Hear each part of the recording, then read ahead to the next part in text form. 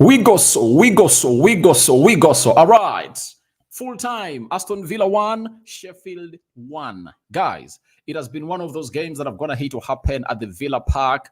And remember, Aston Villa had gone 16 games, not beaten at home.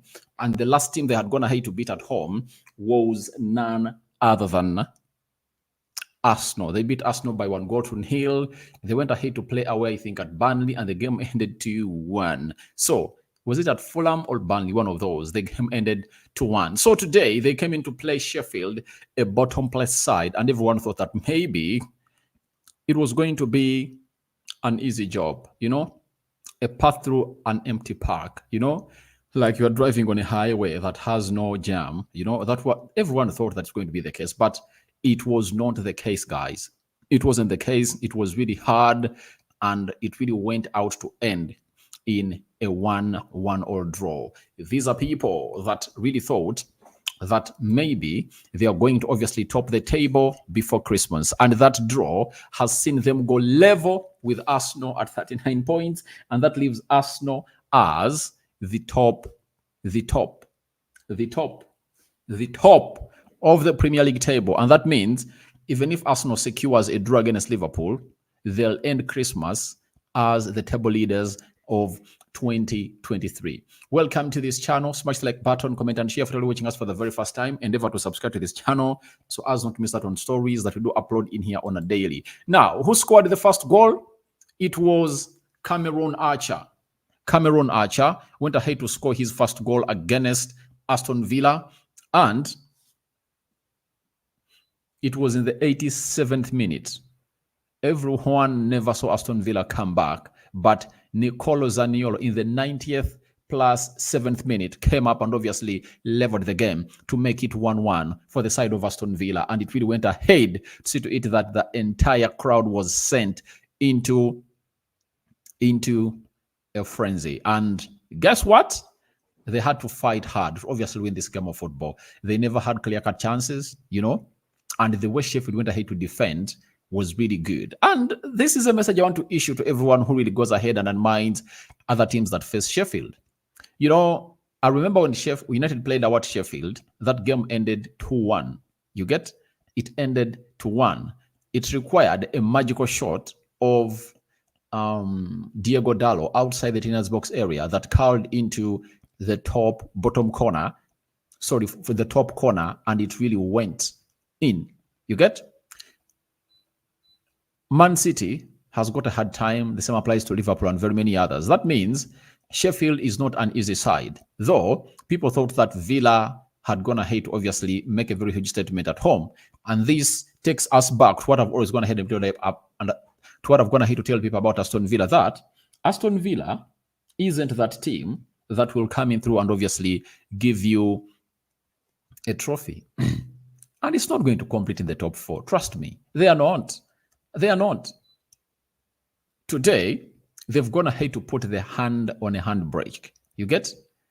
And if they're going ahead to obviously win today, Arsenal would have gone ahead to play against Liverpool in a more threatening situation, and they would have gone ahead to have a lot of pressure onto themselves that maybe would have gone ahead to face them maybe to lose that game. But in the current situation, I tell you that no way Aston Villa is going to complete in the top 4 positions. That is it. Why? Look, they beat Man City at their stadium, right? They beat Arsenal at their stadium. Do you think in the second round, they'll go to Etihad and Emirates and they really get even a point? I don't see them complete the top 4. The same thing I said about Spurs. Thank you, Darwin Motethia, watching from Kenya. Hey, how are you, my brother, for watching it through? Now, this is the same thing I said about Tottenham Hotspur, that people are really levying a very huge task on Tottenham Hotspur, that they've topped the league for the first 10 games of the season. What happened in the next 6 games? Can you tell me? So, these teams don't have players with the right mentality to obviously do this. I've been in the saloon today, and one of my people that was working on me told me that, don't you remember what What did he tell me? Don't you remember what Leicester City did? Maybe Aston Villa can pull out that magical stick. I told him it can't, because the competitors that Leicester had were Arsenal and Tottenham Hotspur. Arsenal fell off at the beginning of the season, I think at the beginning of the year of 2017, because the season of 2016, 2017, no, it was 2015, 2016, right? So Arsenal at the beginning of 2016 fell off. Then Tottenham Hotspur around March, they lost it. You get? Riyad Mahrez was on fire. Morgan, Drinkwater. You remember that team? The competition right now is really hard because the mentality of players of Tottenham and Aston Villa are not here to the level of those of Manchester City, Arsenal, Liverpool, and Manchester United. We are here. Aston Villa cannot even accomplish ahead of Manchester United. You know, they can't. They can't. Aston Villa is having now 39 points. United is having 28. Let's see by March who will be ahead of one another. Aston Villa is just inflated. And those teams have always gone ahead to come in through. But there is a corner you must take. Ask yourself last season, why did Arsenal implode towards the end of the season? Yet they had gone ahead to obviously top the league for its lion's share of the season. But they down tools and they lost it to Man City. You get? There are moments that Aston Villa are going to have that are going to be hard for them.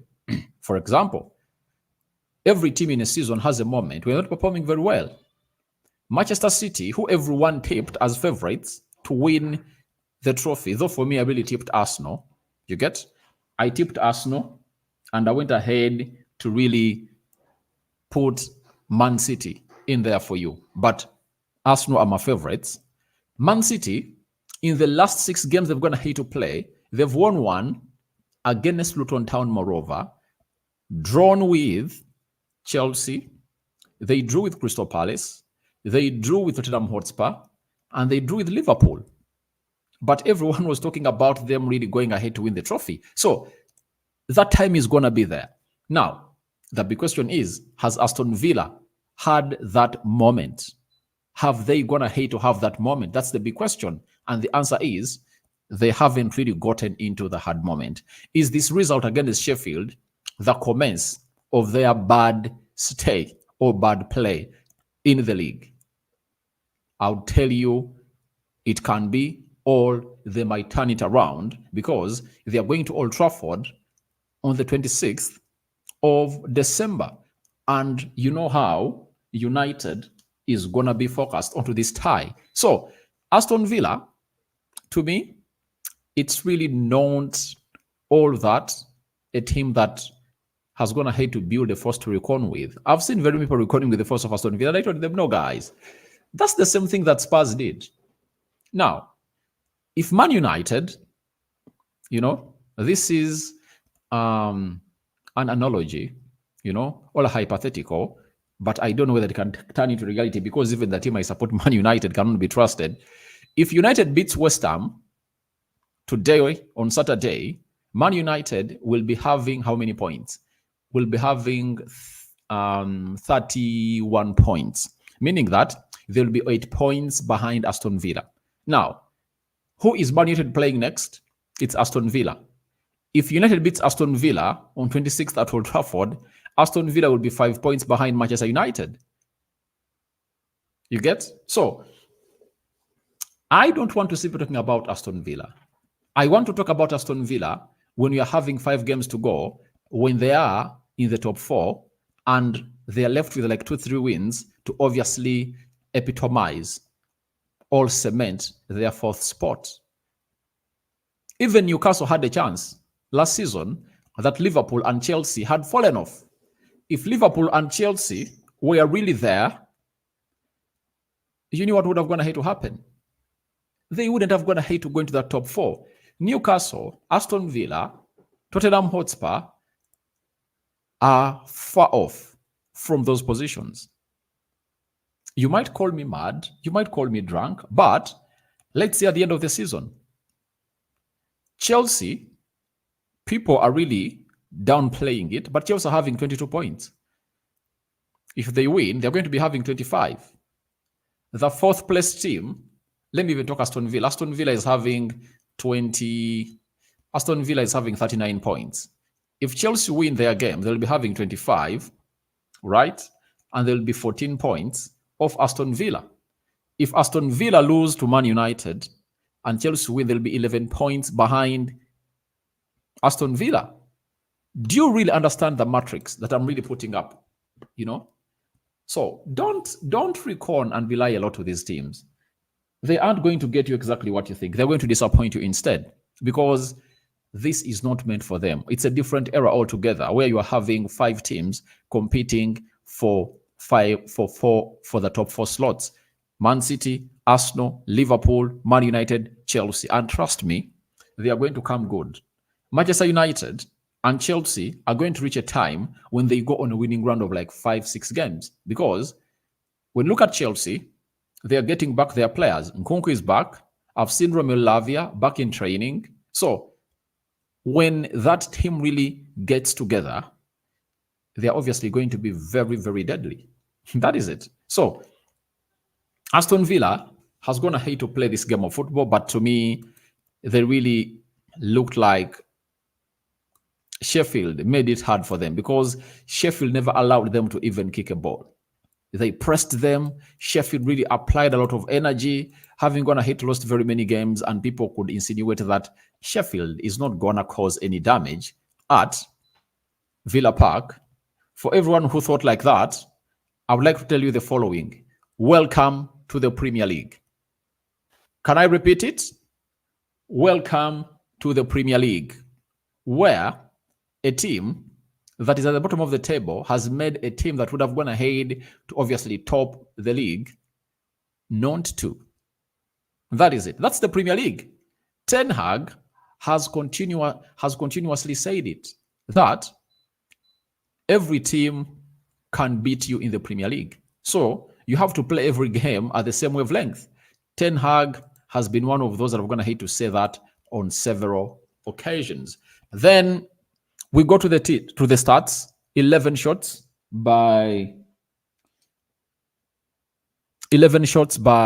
Aston Villa, 5 shots by Sheffield, 4 shots on target by Aston Villa, 2 shots on target by Sheffield, 78% ball possession by Aston Villa, 22% ball possession by Sheffield, 639 passes completed by Aston Villa, and 188 passes completed by Sheffield.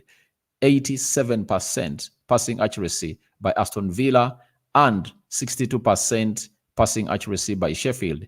11 fouls by Aston Villa and 16 fouls by Sheffield. 3 yellow cards to both sides, 0 red cards to both sides, 0 offsides to Aston Villa and 4 offsides to Sheffield, 9 corners by Aston Villa and 1 corner by Sheffield. And we look at offsides. Aston Villa has really gone ahead to obviously be one of those teams that have gone ahead to obviously make their opponents offside, and today they've gone ahead to get 4 offside, meaning that their high line is really operating at full frequency. You get? So after that, let's go to the table. Arsenal fans feel like this is a botch for a river, right? Arsenal fans just love this. 17 games played by Arsenal. They're having 39 points. Level with Aston Villa, though Aston Villa is going to have to play 1 more game than Arsenal, meaning that if at all Arsenal draw, they'll be 1 point ahead of Aston Villa. If Arsenal win today, they are going to be 2 points ahead of, so they're going to be 3 points ahead of Aston Villa. Then Liverpool, 17 games, 38 points, meaning that if at all Liverpool beat Arsenal, they'll go on top of the Premier League table. If they level, they'll obviously dislodge Aston Villa from the second position, and they'll be second, and Arsenal will be leading the line. Then Manchester City, 17 games, 34 points.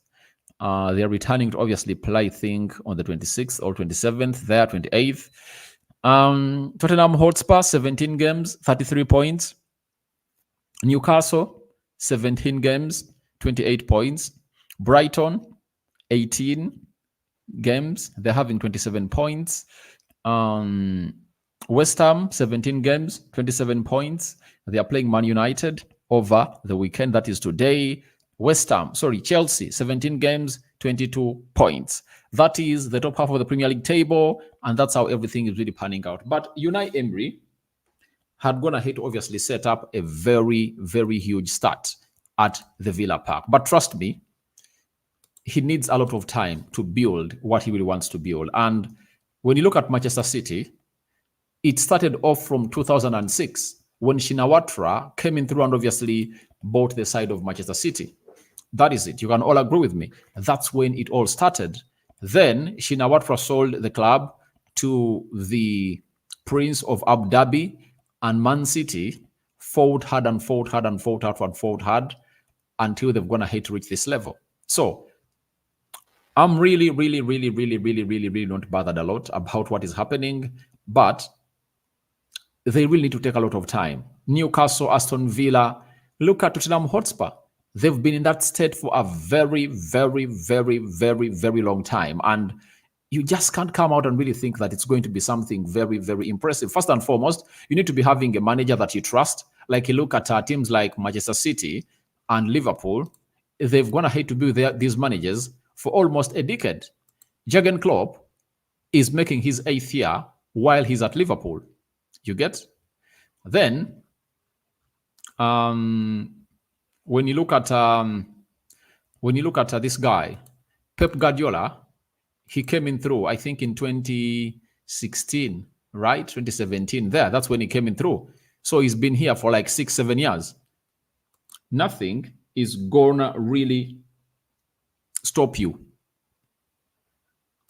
You know, it's going to really stop you if at all you are really having an elite manager that you can really build this project with. But what is going to hate to disturb very many teams that are building projects like that, it's like they don't trust these managers. You have to trust this manager, keep him around, get in the right players, and you obviously need to see him really win. So if you are not ready to keep this manager on the job, then you're not going to obviously get what exactly you deserve, you know? And Unai Emery has to be at this team for some time. You know, when he's at that team for some time, then the rest will be history. You get? The rest will be history. And you just have to understand that nothing will ever take your team to the takeoff stage if at all you obviously sack managers. Look at Arsenal. They are doing exactly the same thing Man City and Liverpool are doing. Arteta is in his 4th year and he's really showing results for Arsenal. And trust me, Arsenal is really going to become one of the biggest teams, you know, when it comes to competing and really winning trophies. And I don't know why the team I support, Man United, never went ahead to obviously keep this blueprint. They also it under Sir Alex Ferguson that for this team to start succeeding, he was there for 5 years and they never took any efforts to see to it that they keep this manager for as long as they can. Like David Moyes, or Louis van Gaal, or Jose Mourinho. They had to keep any of those 3 managers for 5 years, all 3 years, all 4, and see how it's obviously going to really pan out. The only long-lasting manager has been Ole Gunnar Solskjaer.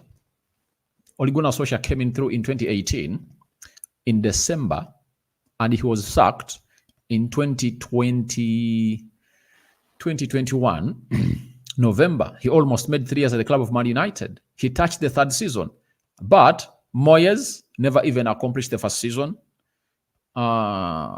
Louis van Gaal completed 2 seasons.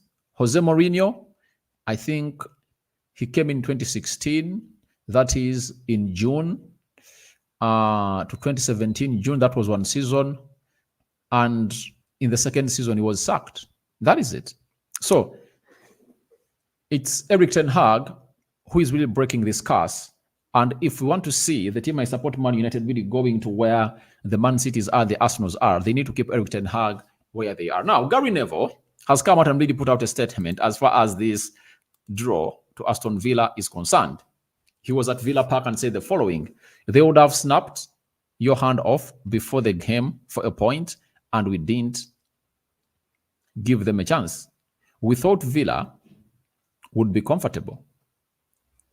They both made quite a few chances. I think the goalkeeper for the Ringham made a big mistake on that goal. That is it.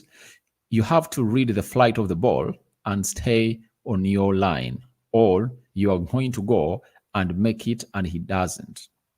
They'll be disappointed from the goalkeeper that he made that mistake, because it would have been a memorable victory. By the way, the goalkeeper just went ahead to gift it around the 97th minute.